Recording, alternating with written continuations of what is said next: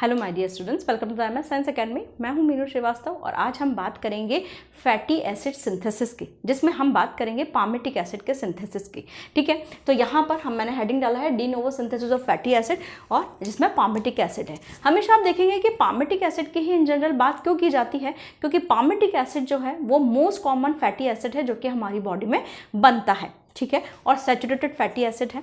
ठीक, अब यहाँ पर जो है इसमें सबसे पहले कि ये होता कहाँ पर है, किस तरीके से होता है, वो हम बात कर लेते हैं।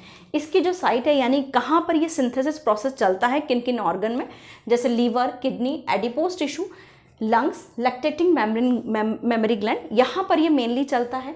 उसके बाद ये जो साइट है, मतलब कि सेल के अंदर भी ये कहाँ चलता है, इन साइटोसोल, इन सेल में साइटोसोल पे ये चलता है। ठीक है, ये रन होता है। अब इसकी जो रिक्वायरमेंट्स हैं, इसकी जो मेन रिक्वायरमेंट्स हैं वो है एसिटाइल कोएंजाइम में एंड NADPH। ठीक है, अब हम बात कर लेते हैं इसकी स्टेजेस की। सबसे पहले जो स्टेजेस हैं, that is first stage transport of acetyl coenzyme A.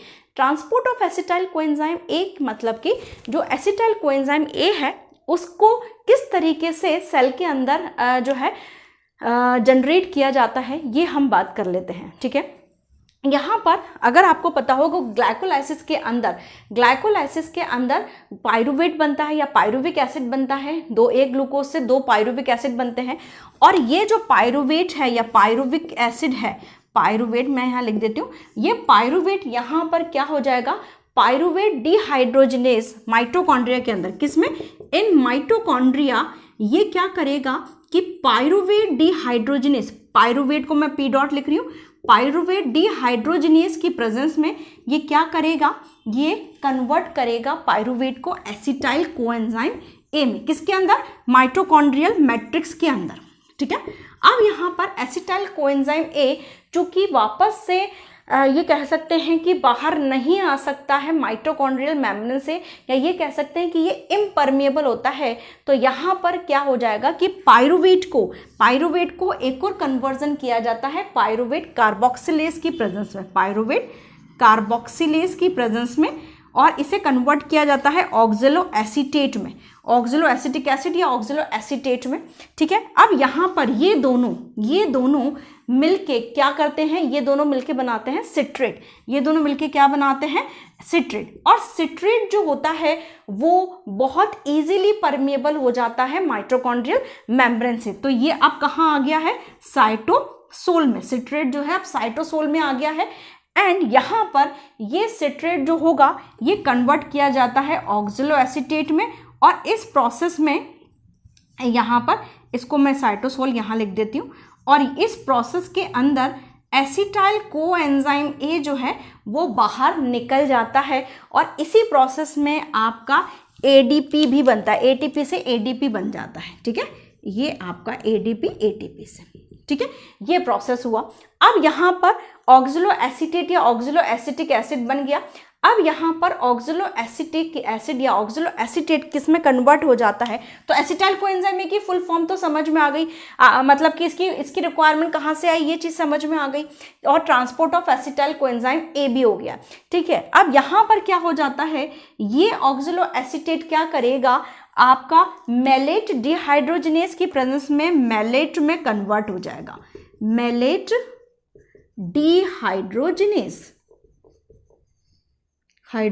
Dehydrogenase की प्रेजेंस में ये मैलेट में कन्वर्ट हो जाएगा।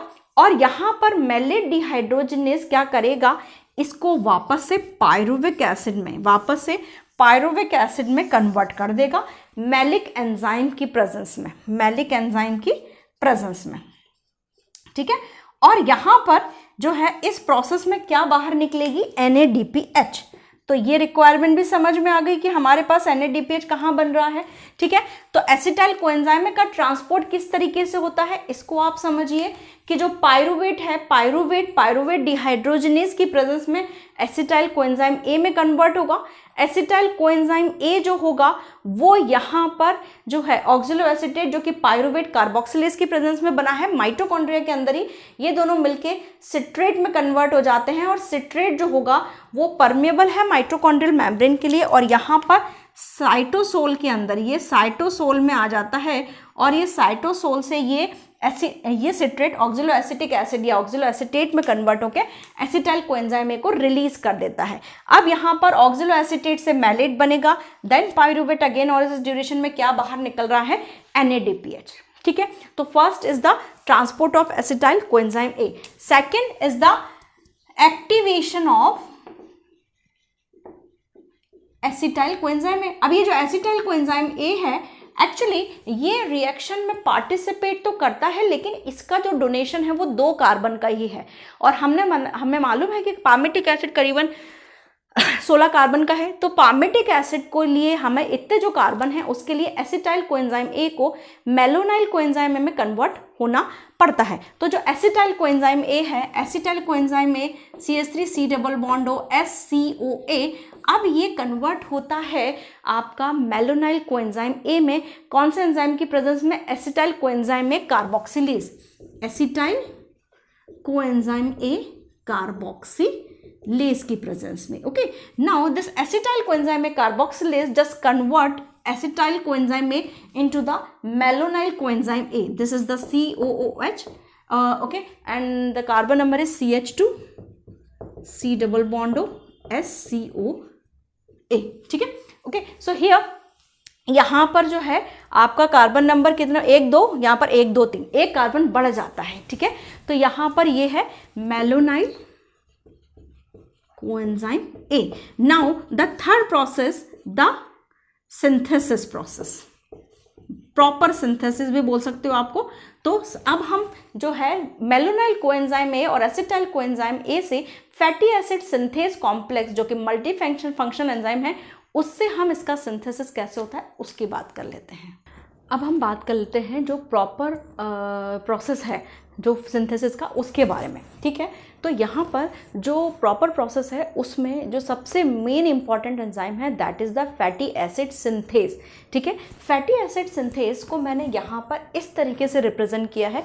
फैटी एसिड सिंथेस जो है वो आपका एक मल्टी फंक्शनल एंजाइम है, या आप ये बोल सकते हैं कि कॉम्प्लेक्स एंजाइम सिस्टम है, जिसमें जो है बहुत सारे करीबन हर सब यूनिट्स में 7 एंजाइम्स का एक कॉम्प्लेक्स जो है वो इंक्लूड रहता है। ठीक है, तो यहाँ पर जो है फैटी एसिड सिंथेस जो कॉम्प्लेक्स है उसमें बहुत सारे स्टेप्स में अलग अलग एंजाइम्स आएंगे और वो पूरा का पूरा fatty acid synthase complex reaction में काम में आएगा। ठीक है, यहाँ पर ये जो एंजाइम CYS यानी सिस्टीन, यानी कि उसकी जो सिस्टीन अमीनो एसिड है उसके अंदर, उससे जो उसको रिप्रेजेंट कर रहे हैं, और acyl carrier protein ACP acyl carrier protein उसको रिप्रेजेंट कर रहे हैं। ठीक है, तो ये पूरा का पूरा क्या है, फैटी एसिड सिंथेस कॉम्प्लेक्स, जो कि एक मल्टी फंक्शनल एंजाइम है। अब यहाँ पर होगा क्या कि यहाँ पर जो है acetyl coenzyme A, acetyl coenzyme A का फॉर्मूला CH3CO SCOA। ठीक है, एसिटाइल कोएंजाइम ए का ये जो है एसाइल ग्रुप जो है CH3CO एसाइल ग्रुप जो है वो आपका एसिटाइल कैरियर प्रोटीन पे ACP पे ट्रांसफर हो जाएगा। ठीक है, और ये जो कोएंजाइम जो है वो बाहर निकल जाएगा। तो ये एसिटाइल ग्रुप ACP पे यानी एसाइल कैरियर प्रोटीन पे ट्रांसफर हो जाएगा, और C डबल बॉन्ड और CH3 इतना, ठीक है, इतना जो है ट्रांसफर हो जाएगा। अब यहाँ पर जो मेलोनाइल है, मेलोनाइल हमने कहा था कि एसिटाइल कोएंजाइम ए के एक्टिवेशन से मेलोनाइल जो है फॉर्म हो रहा है। तो मेलोनाइल coenzyme A trans acylase enzyme, जो कि आपका फैटी एसिड सिंथेस कॉम्प्लेक्स का ही पार्ट है। तो मेलोनाइल कोएंजाइम में ट्रांस एसाइलेज जो है वो मेलोनाइल जो है उसको लेके आता है। ठीक है, एक बार मैं जस्ट इसमें कंफर्म कर लेती हूँ। हाँ, मेलोनाइल कोएंजाइम है। ठीक है, मेलोनाइल कोएंजाइम ए को जब लेके आता है तो देखिए मैंने इसको ग्रीन कलर से बनाया है। मेलोनाइल कोएंजाइम ए जब आएगा तो यहाँ पर क्या होगा कि ये सबसे पहले जो यहाँ पर acetyl group acyl carrier protein पे के सल्फर ग्रुप पे ट्रांसफर हुआ है, वो एसिटाइल ग्रुप सिस्टीन पे ट्रांसफर हो जाएगा। देखिए मैंने यहाँ पे लिखा हुआ है ट्रांसफर एसिटाइल टू सिस्टीन। तो सबसे पहले ये ट्रांसफर हुआ, देन फिर सेकेंड रिएक्शन में मेलोनाइल आया, मेलोनाइल कोएंजाइम आया, जो कि किसके एक्टिवेशन से बना है, एसिटाइल कोएंजाइम ए के एक्टिवेशन से। अब यहाँ पर क्या हुआ है कि ये जो ग्रीन कलर से मैंने बनाया है, तो ये पूरा का पूरा ये पार्ट निकल जाएगा और यहाँ पर पर C डबल बॉन्ड और CH2 ये COH वाला ग्रुप जो है वो पूरा का पूरा जो है मेलोनाइल ग्रुप जो है वो ट्रांसफर हो जाएगा। ठीक है, इसीलिए जो एंजाइम है ट्रांस एसाइलेज, मेलोनाइल कोएंजाइम है ट्रांस एसाइलेज। ठीक है, तो ये ACP यानी एसाइल कैरियर प्रोटीन पे के सल्फर ग्रुप पे ट्रांसफर हो जाएगा। अब यहाँ पर होता क्या है कि यहाँ पर जो है CO2 बाहर रिमूव होती है।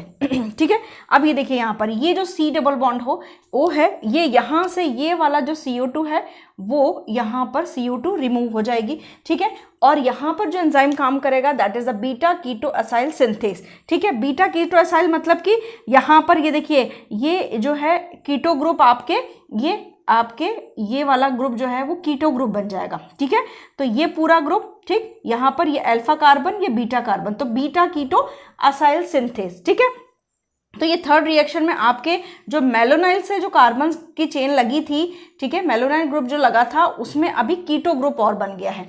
अब आएगा कि इसके अंदर beta keto acyl reductase, beta keto acyl reductase जो आएगा वो क्या करेगा, उसके अंदर इस कीटो ग्रुप को वो किस में ट्रांसफर करेगा, इस कीटो ग्रुप को वो हाइड्रोक्सिल ग्रुप में यानी OH ग्रुप के अंदर ट्रांसफर कर देगा, चेंज कर देगा। ठीक है, और इस ड्यूरेशन में यहाँ पर NADPH किस में कन्वर्ट हो जाएगा, NADP में। हमने बताया था कि इसके अंदर जो प्राइमरी रिक्वायरमेंट्स होती हैं एसिटाइल कोएंजाइम में एंड NADPH, इसकी रिक्वायरमेंट्स हमने बता दी थी, तो ये NADPH से NADP बन जाएगा। ठीक है, सिस्टीन SH और acyl carrier protein S, C double bond और CH2 CHOH CH3।